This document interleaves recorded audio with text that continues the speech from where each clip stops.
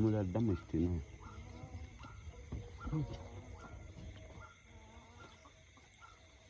দুদিন গেলে টিপ মারি হোটেলে ভাত খাওয়ার সময় পাই নাই, পেটে খুব খিদা। গাছে একটা কাঁঠাল পাকা আছিল, তাই পেরে খেলাম। এই যে মুরগি নিয়ে আসছি, রংপুর থেকে লোড করছি,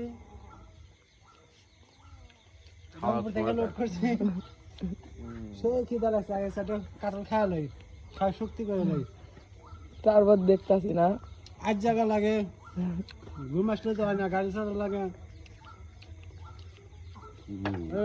আমি আছি, শুরু আছে, তবে হেল্পারের মাথা তো চলে না।